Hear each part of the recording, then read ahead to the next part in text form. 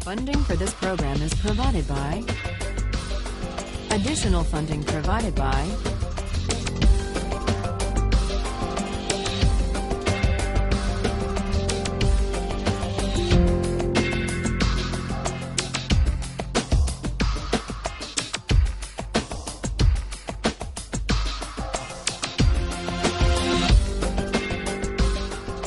Today, we turn to the question of distributive justice. How should income and wealth and power and opportunities be distributed? According to what principles? John Rawls offers a detailed answer to that question. And we're going to examine and assess his answer to that question today. We put ourselves in a position to do so last time by trying to make sense of why he thinks that principles of justice are best derived from a hypothetical contract. And what matters is that the hypothetical contract be carried out in an original position of equality behind what Rawls calls the veil of ignorance. So that much is clear.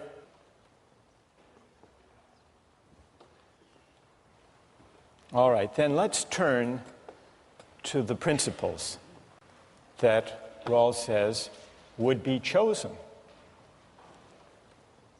behind the veil of ignorance. First, he considers some of the major alternatives.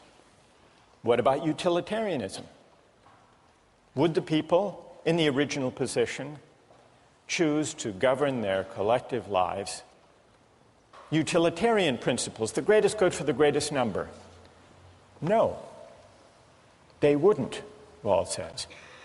And the reason is that behind the veil of ignorance, everyone knows that once the veil goes up and real life begins, we will each want to be respected with dignity. Even if we turn out to be a member of a minority, we don't want to be oppressed. And so we would agree to reject utilitarianism and instead to adopt as our first principle equal basic liberties. Fundamental rights to freedom of speech, freedom of assembly, religious liberty, freedom of conscience, and the like. We wouldn't want to take the chance that we would wind up as members of an oppressed or a despised minority with the majority tyrannizing over us. And so Rawls says utilitarianism would be rejected. Utilitarianism makes the mistake, Rawls writes, of forgetting, or at least not taking seriously, the distinction between persons. And in the original position behind the veil of ignorance, we would recognize that and reject utilitarianism. We wouldn't trade off our fundamental rights and liberties for any economic advantages. That's the first principle.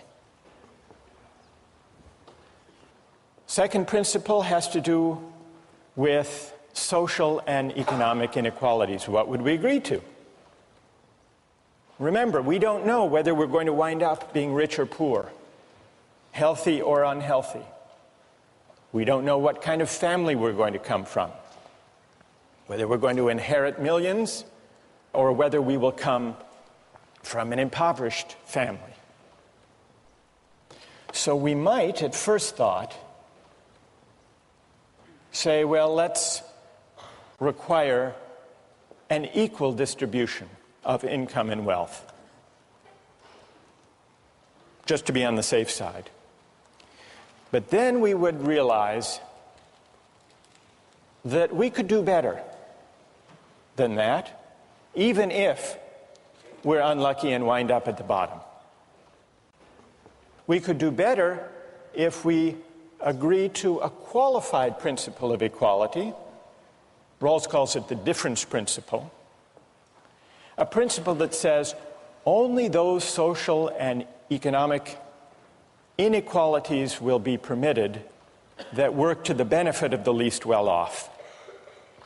So we wouldn't reject all inequality of income and wealth. We would allow some, but the test would be, do they work to the benefit of everyone, including those, or as he specifies the principle, especially those at the bottom?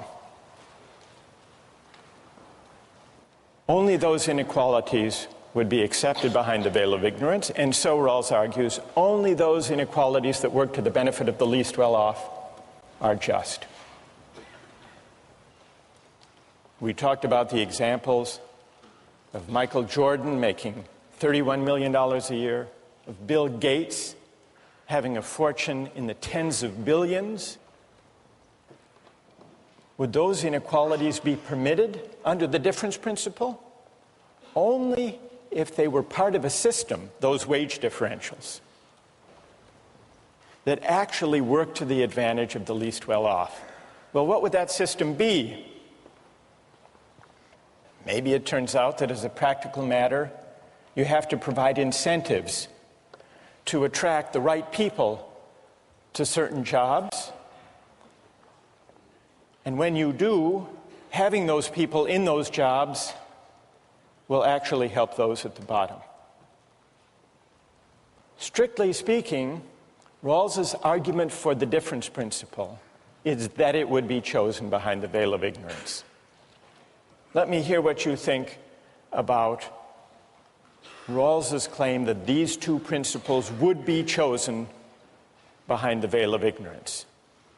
Is there anyone who disagrees that they would be chosen? All right, let's start up in the balcony, if that's all right. Go ahead.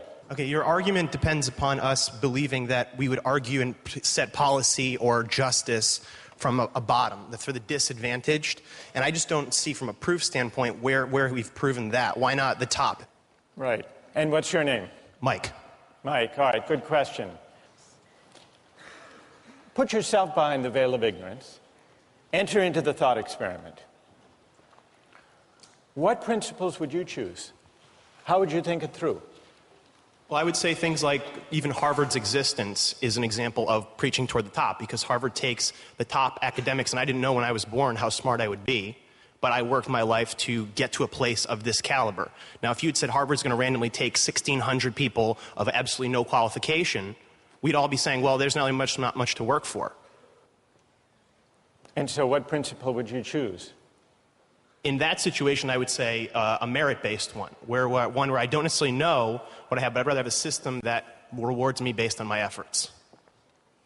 So you, Mike, behind the veil of ignorance, would choose a merit-based system where people are rewarded according to their efforts. All right, fair enough. What would you say? Go ahead. My question is, if the merit-based argument is based on when everyone is at a level of equality, where from that position you're rewarded to where you get, or is it regardless of what advantages you may have when you began your education to get where you are here?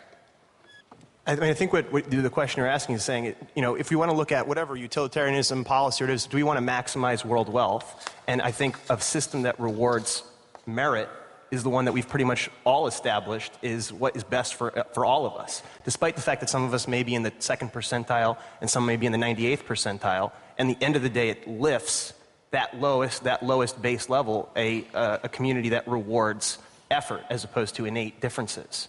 But I don't understand how you're rewarding someone's efforts who clearly has had, not you, but maybe myself, advantages throughout to get where I am here. I mean, I can't say that somebody else who maybe worked as hard as I did would have had the same opportunity to come to a school like this. All right, let's look at that point. What's your name? Kate. Kate, you suspect that the ability to get into top schools may largely depend on coming from an affluent family, having a favorable family background, social, cultural, economic advantages, and so on? I mean, economic, but yes, social, cultural, all of those advantages for sure. Someone did a study of the 146 selective colleges and universities in the United States. And they looked at the students in those colleges and universities to try to find out what their background was, their economic background. What percentage do you think come from the bottom quarter of the income scale? You know what the figure is? Only 3% of students at the most selective colleges and universities come from poor backgrounds. Over 70% come from affluent families. Let's go one step further then and try to address Mike's challenge. Rawls actually has two arguments, not one, in favor of his principles of justice, and in particular of the difference principle. One argument is the official argument, what would be chosen behind the veil of ignorance. Some people challenge that argument, saying maybe people would want to take their chances. Maybe people would be gamblers behind the veil of ignorance, hoping that they would wind up on top. That's one challenge that has been put to Rawls. But backing up the argument from the original position is a second argument. And that is a straightforwardly moral argument. And it goes like this. It says, the distribution of income and wealth and opportunities should not be based on factors for which people can claim no credit. It shouldn't be based on factors that are arbitrary from a moral point of view. Rawls illustrates this by considering several rival theories of justice. He begins with the theory of justice that most everyone these days would reject: a feudal aristocracy. What's wrong with the allocation of life prospects in a feudal aristocracy? Rawls says, well, the thing that's obviously wrong about it is that people's life prospects are determined by the accident of birth. Are you born to a noble family or to the family of peasants and serfs? And that's it. You can't rise. It's not your doing where you wind up or what opportunities you have. But that's arbitrary from a moral point of view. And so that objection to a feudal aristocracy leads, and historically has led people to say, careers should be open to talents. There should be formal equality of opportunity, regardless of the accident of birth. Every person should be free to strive, to work, to apply for any job in the society. And then, if you open up jobs and you allow people to apply and to work as hard as they can, then the results are just.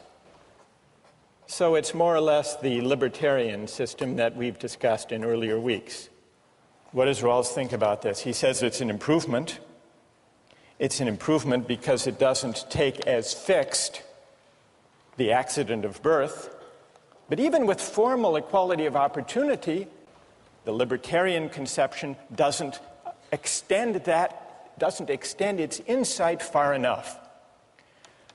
Because if you let everybody run the race, everybody can enter the race, but some people start at different starting points, that race isn't going to be fair. Intuitively, he says, the most obvious injustice of this system is that it permits distributive shares to be improperly influenced by factors arbitrary from a moral point of view, such as whether you got a good education or not, whether you grew up in a family that supported you and developed in you a work ethic and gave you the opportunities. So that suggests moving to a system of fair equality of opportunity. And that's really the system that Mike was advocating earlier on. What we might call a merit-based system, a meritocratic system. In a fair meritocracy, the society sets up institutions to bring everyone to the same starting point before the race begins. Equal educational opportunities, Head Start programs, for example, support for schools in impoverished neighborhoods, so that everyone, regardless of their family background, has a genuinely fair opportunity. Everyone starts from the same starting line. Well, what does Rawls think about the meritocratic system? Even that, he says, doesn't go far enough in remedying or addressing the moral arbitrariness of the natural lottery. Because if you bring everyone to the same starting point and begin the race, who's going to win the race? Who would win? To use the runners example. The fastest runners would win. But is it their doing that they happen to be blessed with the athletic prowess to run fast?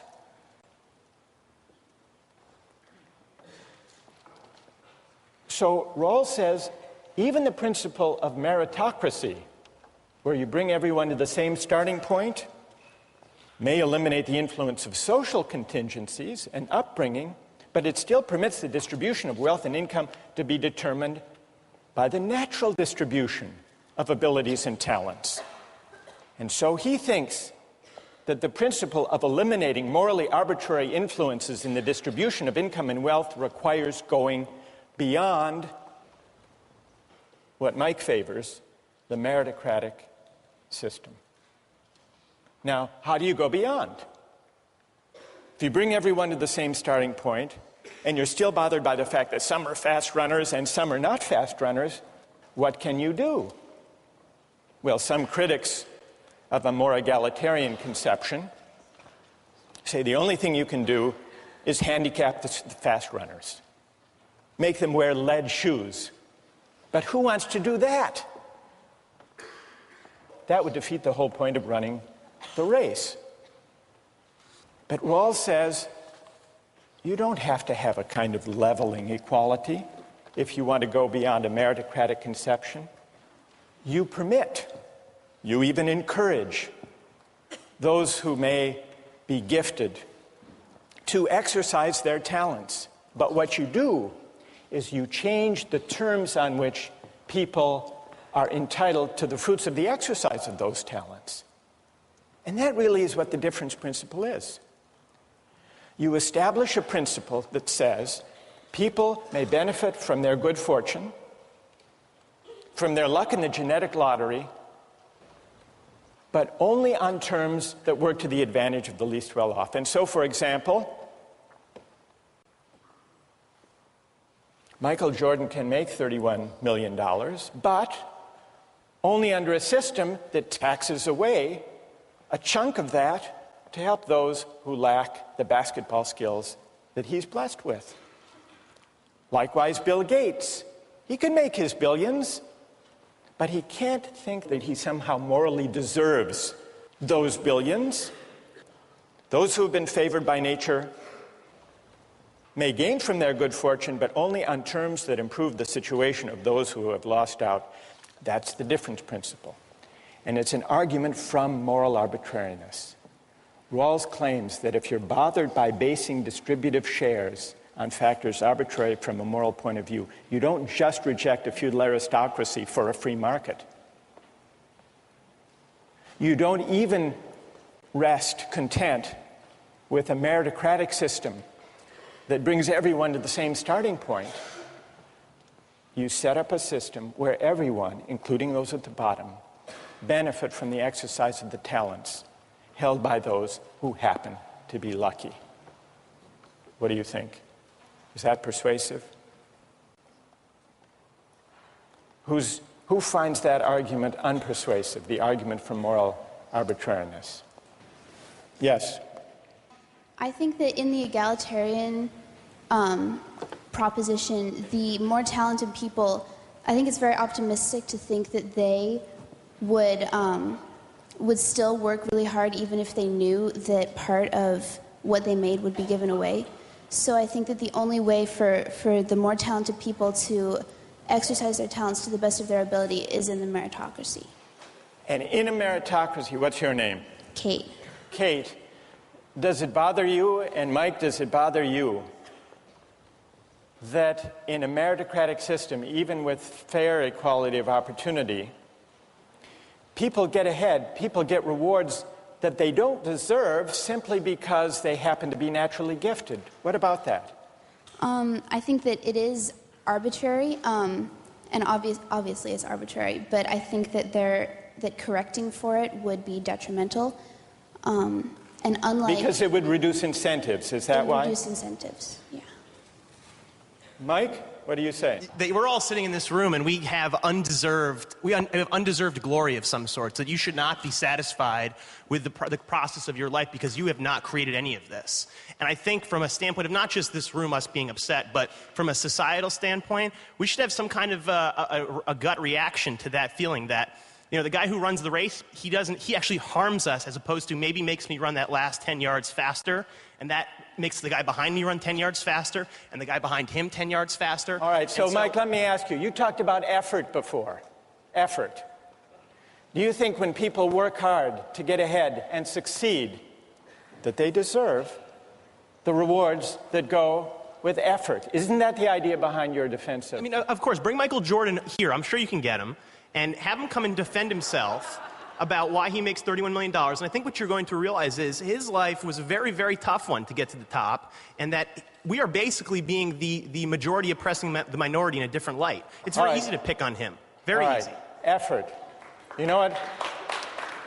All right, you've persuaded... I've got a few, but that's persuaded about a lot of people. Effort. You know what Rawls' answer to that is? Even the effort that some people expend, conscientious striving, the work ethic, even effort depends a lot on fortunate family circumstances for which we can claim no credit. Now, let's do the test. Let's do a test here. Never mind economic class, those differences are very significant. Put those aside. Psychologists say that birth order makes a lot of difference in work ethic, striving, effort. How many here, raise your hand, those of you here who are first in birth order? I am too, by the way. Mike, I noticed you raised your hand. If the case for the meritocratic conception is that effort should be rewarded, doesn't Rawls have a point that even effort, striving, work ethic is largely shaped, even by birth order? Is it your doing, Mike? Is it your doing that you were first in birth order? Then why, Rawls says, of course not. So why should income and wealth and opportunities in life be based on factors arbitrary from a moral point of view? That's a challenge that he puts to market societies, but also to those of us at places like this. A question to think about for next time.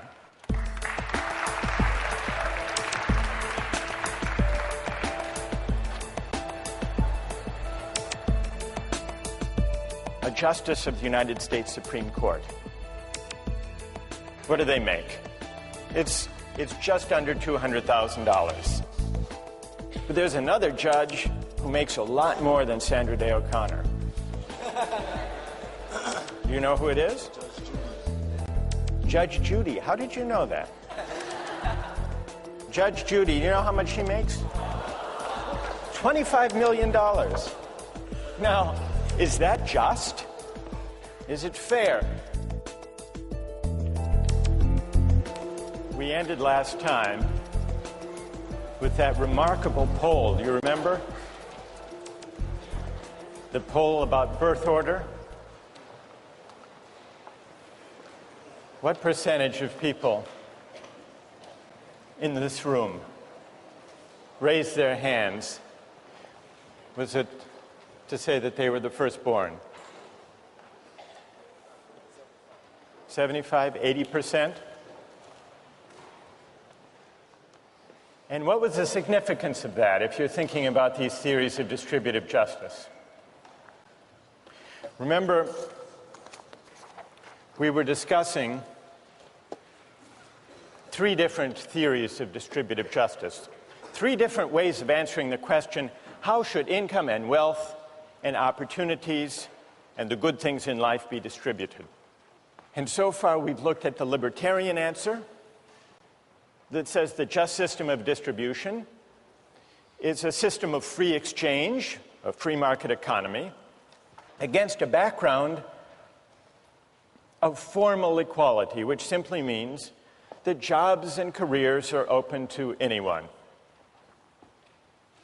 Rawls says this represents an improvement over aristocratic and caste systems because everyone can compete for every job, careers open to talents. And beyond that, the just distribution is the one that results from free exchange, voluntary transactions. No more, no less. Then Rawls argues, if all you have is formal equality, jobs open to everyone, the result is not going to be fair. It will be biased in favor of those who happen to be born to affluent families, who happen to have the benefit of good educational opportunities. And that accident of birth is not a just basis for distributing life chances. And so many people who notice this unfairness, Rawls argues, are led to embrace a system of fair equality of opportunity. That leads to the meritocratic system. Fair equality of opportunity. But Rawls says, even if you bring everyone to the same starting point in the race, what's going to happen? Who's going to win? The fastest runners. So once you're troubled by basing distributive shares on morally arbitrary contingencies, you should, if you reason it through, be carried all the way to what Rawls calls the democratic conception, a more egalitarian conception of distributive justice that he defines by the difference principle. Now, he doesn't say that the only way to remedy or to compensate for differences in natural talents and abilities is to have a kind of leveling equality, a guaranteed equality of outcome. But he does say there's another way to deal with these contingencies. People may gain, may benefit from their good fortune, but only on terms that work to the advantage of the least well-off. And so we can test how this theory actually works by thinking about some pay differentials that arise in our society. What does the average school teacher make in the United States, do you suppose? Roughly. It's a little more, 42,000. What about David Letterman? How much do you think David Letterman makes? More than a school teacher? $31 million. David Letterman. Is that fair?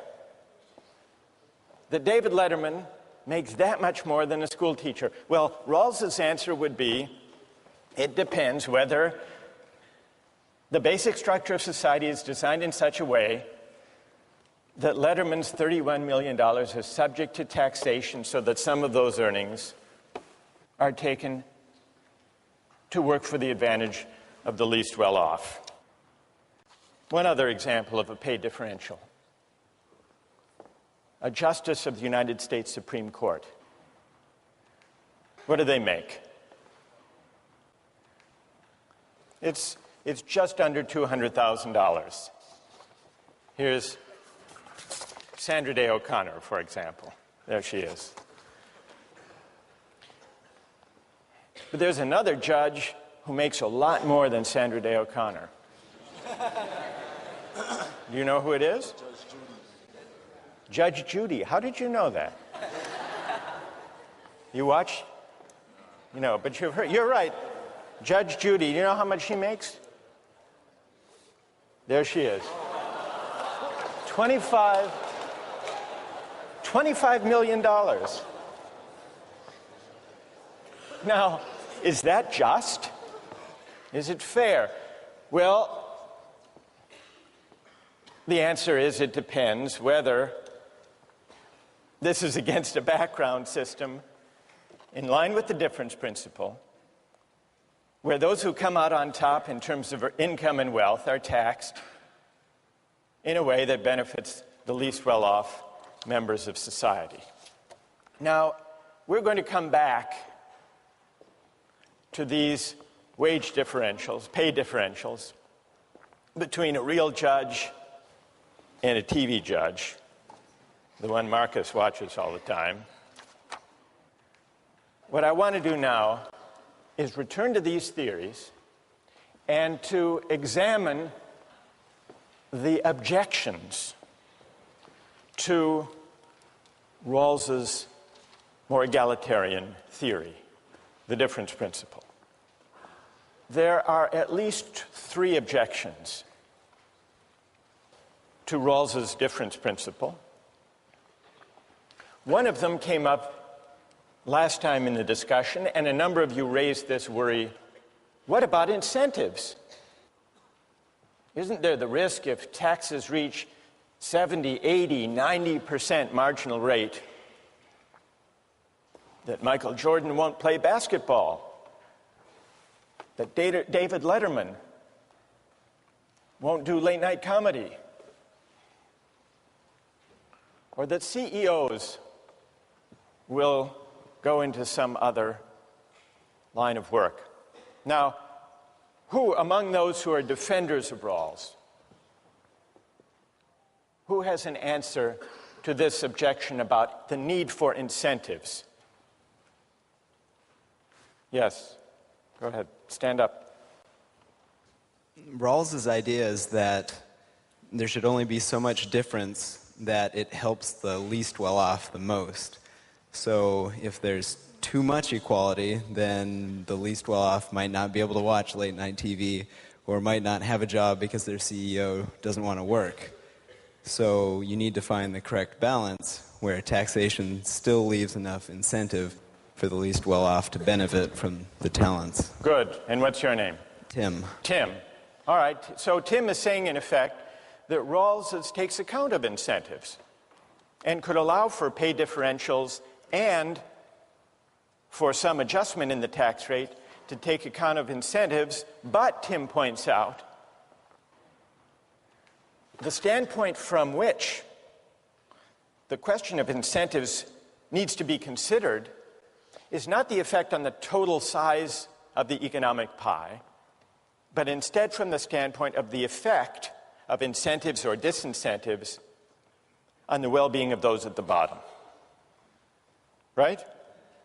Good, thank you. I think that is what Rawls would say. In fact, if you look in section 17, where he describes the difference principle, he allows for incentives. The naturally advantaged are not to gain merely because they are more gifted, but only to cover the costs of training and education and for using their endowments in ways that help the less fortunate as well. So you can have incentives. You can adjust the tax rate if taking too much from David Letterman or from Michael Jordan or from Bill Gates winds up actually hurting those at the bottom. That's the test. So incentives, that's not a decisive objection against Rawls's difference principle. But there are two weightier, more difficult objections. One of them comes from defenders of a meritocratic conception. The argument that says, what about effort? What about people working hard, having a right to what they earn because they've deserved it, they've worked hard for it? That's the objection from effort and moral desert. Then there's another objection that comes from libertarians, and this objection has to do with reasserting the idea of self-ownership. Doesn't the difference principle, by treating our natural talents and endowments as common assets, doesn't that violate the idea that we own ourselves? Now, let me deal first with the objection that comes from the libertarian direction. Milton Friedman writes in his book, Free to Choose, life is not fair. And it's tempting to believe that government can rectify what nature has spawned. But his answer is, the only way to try to rectify that is to have a leveling equality of outcome, everyone finishing the race at the same point, and that would be a disaster. This is an easy argument to answer, and Rawls addresses it in one of the most powerful passages, I think, of A Theory of Justice. It's in section 17. The natural distribution, and here he's talking about the natural distribution of talents and endowments, is neither just nor unjust. Nor is it unjust that persons are born into society at some particular position. These are simply natural facts. What is just and unjust is the way that institutions deal with these facts. That's his answer to libertarian laissez-faire economists like Milton Friedman, who say life is unfair, but get over it. Get over it, and let's see if we can at least maximize the benefits that flow from it. But the more powerful libertarian objection to Rawls is not from the libertarian economists like Milton Friedman. It's from the argument about self-ownership, developed, as we saw, in Nozick. And from that point of view, yes, it might be a good thing to create Head Start programs and public schools so that everyone can go to a decent school and start the race at the same starting line. That might be good. But if you tax people to create public schools, if you tax people against their will, you coerce them. It's a form of theft. If you take some of Letterman's $31 million, tax it away to support public schools against his will, the state is really doing no better than stealing from him. It's coercion. And the reason is, we have to think of ourselves as owning our talents and endowments, because otherwise we're back to just using people and coercing people. That's the libertarian reply. What's Rawls' answer to that objection?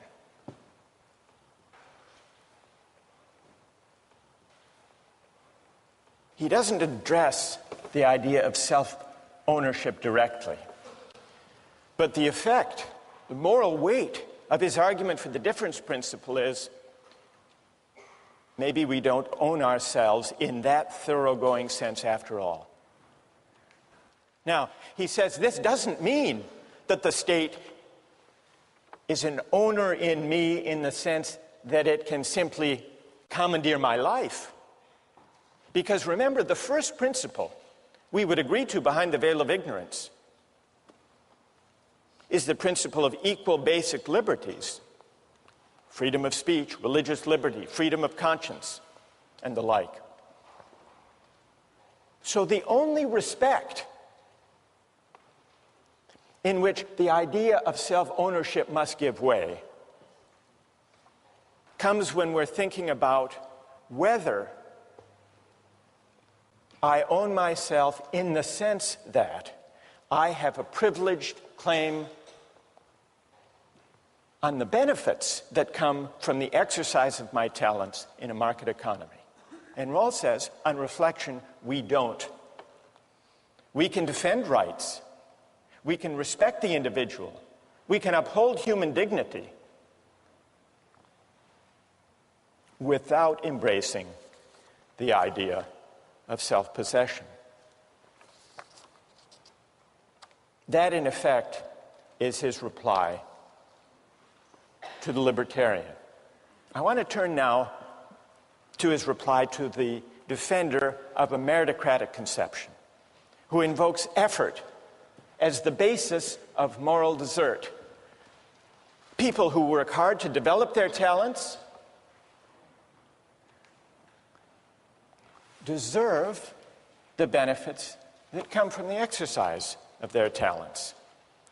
Well, we've already seen the beginning of Rawls's answer to that question, and it goes back to that poll we took about birth order.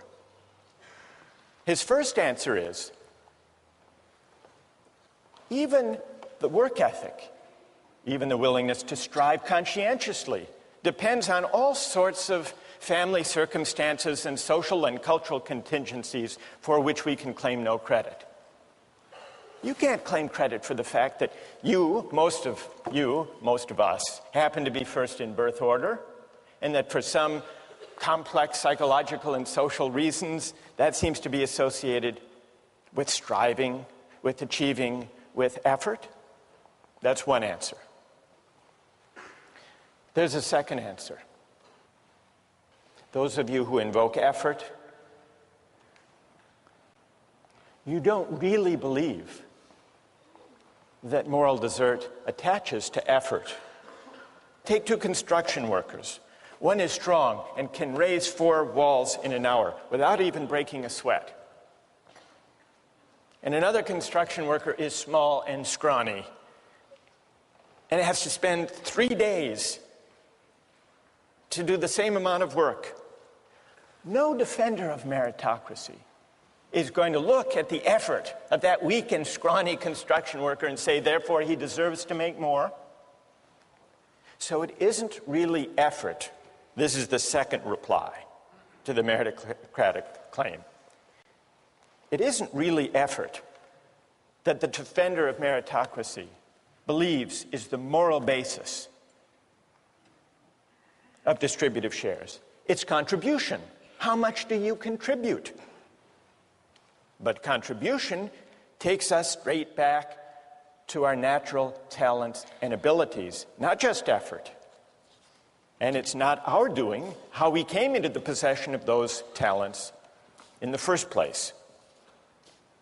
All right, suppose you accepted these arguments, that effort isn't everything, that contribution matters from the standpoint of the meritocratic conception, that effort even isn't our own doing. Does that mean, the objection continues, does that mean that according to Rawls, moral desert has nothing to do with distributive justice? Well, yes. Distributive justice is not about moral desert. Now, here, Rawls introduces an important and a tricky distinction. It's between moral desert on the one hand and entitlements to legitimate expectations on the other. What is the difference between moral deserts and entitlements? Consider two different games, a game of chance and a game of skill. Take a game of pure chance. Say I play the Massachusetts State Lottery, and my number comes up. I'm entitled to my winnings. But even though I'm entitled to my winnings, there's no sense in which, because it's just a game of luck, no sense in which I morally deserve to win in the first place. That's an entitlement. Now contrast the lottery with a different kind of game, a game of skill. Now, imagine the Boston Red Sox winning the World Series. When they win, they're entitled to the trophy, but it can be always asked of a game of skill, did they deserve to win? It's always possible, in principle, to distinguish what someone's entitled to under the rules and whether they deserve to win in the first place. That's an antecedent standard, moral desert. Now, Rawls says distributive justice is not a matter of moral desert, though it is a matter of entitlements to legitimate expectations. Here's where he explains it. A just scheme answers to what men are entitled to. It satisfies their legitimate expectations as founded upon social institutions. But what they are entitled to is not proportional to, nor dependent on, their intrinsic worth. The principles of justice that regulate the basic structure do not mention moral desert, and there is no tendency for distributive shares to correspond to it. Why does Rawls make this distinction? What morally is at stake? One thing morally at stake is the whole question of effort that we've already discussed. But there's a second contingency, a second source of moral arbitrariness that goes beyond the question of whether it's to my credit that I have the talents that enable me to get ahead. And that has to do with the contingency that I live in a society that happens to prize my talents. The fact that David Letterman lives in a society that puts a great premium, puts a great value on a certain type of smirky joke, that's not his doing. He's lucky that he happens to live in such a society. But this is a second contingency. This isn't something that we can claim credit for. Even if I had sole, unproblematic claim to my talents and to my effort, it would still be the case that the benefits I get from exercising those talents depend on factors that are arbitrary from a moral point of view. What my talents will reap in a market economy, what does that depend on? What other people happen to want or like in this society. It depends on the law of supply and demand. That's not my doing. Certainly not the basis for moral desert. What counts as contributing depends on the qualities that this or that society happens to prize. Most of us are fortunate to possess, in large measure, for whatever reason, the qualities that our society happens to prize. The qualities that enable us to provide what society wants. In a capitalist society, it helps to have entrepreneurial drive. In a bureaucratic society, it helps to get on easily and smoothly with superiors. In a mass democratic society, it helps to look good on television and to speak in short, superficial sound bites. In a litigious society, it helps to go to law school and to have the talents to do well on LSATs. But none of this is our doing. Suppose that we with our talents inhabited not our society, technologically advanced, highly litigious, but a hunting society or a warrior society. What would become of our talents then? They wouldn't get us very far. No doubt some of us would develop others. But would we be less worthy? Would we be less virtuous? Would we be less meritorious if we lived in that kind of society rather than in ours? Rawls's answer is no. We might make less money, and properly so. But while we would be entitled to less, we would be no less worthy, no less deserving than we are now. And here's the point: the same could be said of those in our society who happen to hold less prestigious positions, who happen to have fewer of the talents that our society happens to reward. So here's the moral import of the distinction between moral desert and entitlements to legitimate expectations. We are entitled to the benefits that the rules of the game promise for the exercise of our talents. But it's a mistake and a conceit to suppose that we deserve in the first place a society that values the qualities we happen to have in abundance. Now, we've been talking here about income and wealth.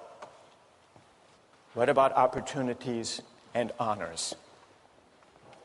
What about the distribution of access, of seats in elite colleges and universities? It's true. All of you, most of you firstborn, worked hard, strived, developed your talents to get here. But Rawls asks, in effect, what is the moral status of your claim to the benefits that attach to the opportunities you have? Are seats in colleges and universities a matter, a kind of reward, an honor for those who deserve them because they've worked so hard? Or are those seats, those opportunities and honors, entitlements to legitimate expectations that depend for their justification on those of us who enjoy them, doing so in a way that works to the benefit of those at the bottom of society? That's the question that Rawls's difference principle poses. It's a question that can be asked of the earnings of Michael Jordan and David Letterman and Judge Judy, but it's also a question that can be asked of opportunities to go to the top colleges and universities. And that's a debate that comes out when we turn to the question of affirmative action next time.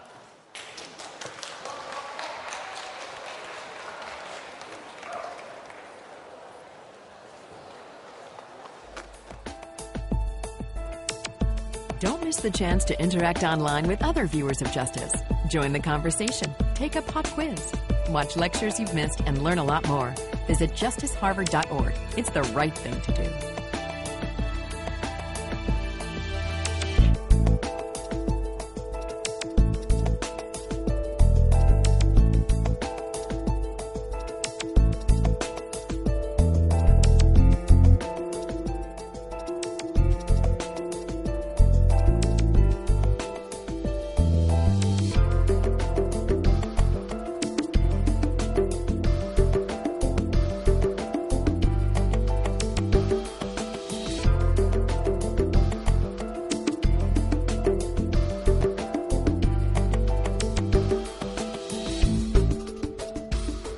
Funding for this program is provided by... Additional funding provided by